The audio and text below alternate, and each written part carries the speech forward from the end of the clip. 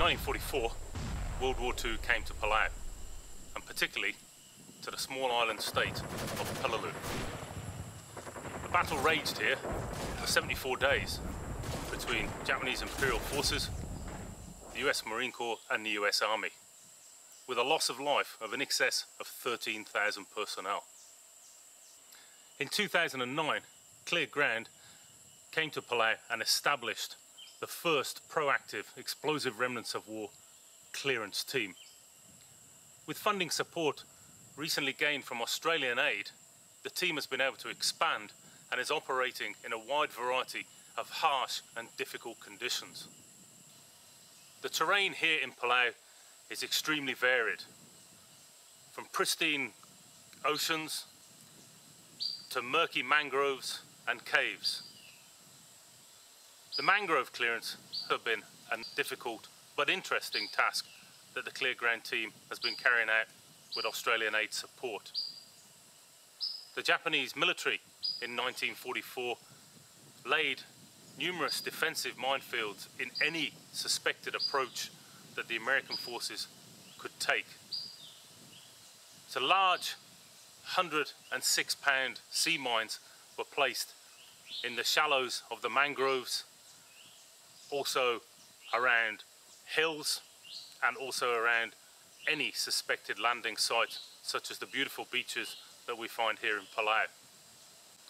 The mangrove clearance is harsh, it's smelly and it's extremely dirty, but I'm extremely proud to say that the National ERW clearance team from Clear Ground is working successfully to rapidly rid this small island nation of these horrific devices.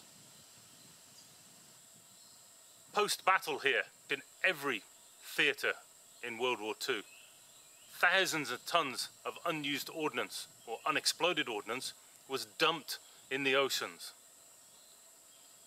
out of sight and out of mind. However, now that ordnance is leaking, it is damaging marine life and damaging coral life. So the Clear Ground Australian aid funded team is prioritising leaking ordnance here in Palau to remove it and destroy it so that it is gone once and for all. Underwater clearance is generally much slower than land clearance, and it takes a much different mindset. Once the ordnance is located, it is then made ready to bring to the surface. Bringing the ordnance to the surface requires meticulous detail and the use of remote control lift bags. Clear Ground doesn't believe in blowing up ordnance within the pristine environment of Palau, which is the most marine biodiverse country in the North Pacific. Clear Ground believes in bringing that ordnance onto land and destroying it in a controlled environment. Another interesting aspect of Clear Ground's work here in Palau is the clearance of cave and tunnel systems that were established by the Japanese Imperial Forces. These caves are both natural and man-made and were heavily fortified and defended during a 74-long-day battle. Today, the caves contain a myriad of artifacts and some horrific items of ordnance that are difficult to clear. However, the Clear Ground team, following successful training and the establishment of new clearance methodologies, have been able to commence this harsh and difficult task. The ordnance here in Palau is extremely randomly spread. It can be in remote areas or it can be in the centre of town. In addition, the terrain is extremely rugged, and recently Clear Ground removed a 100-pound US bomb from behind a gas station off a cliff face in the centre of Koror.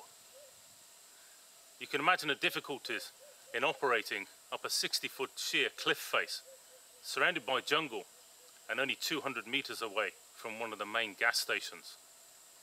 All this must be taken into account when you're conducting a render safe procedure or a removal operation.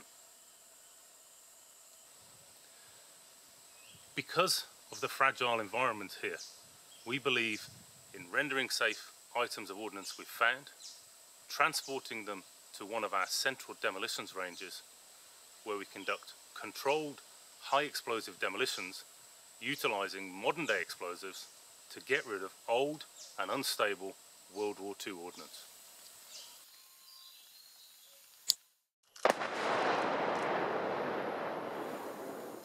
Clearing the ordnance physically creates a trail through the battlefield. So what we've been able to establish with funding from Australian aid is the Battle of Palau Jungle Trail. And this allows visitors to the island to gain first-hand experience of what conditions were like for both the Japanese Imperial Military and the US Marine Corps and the 81st Infantry here in 1944.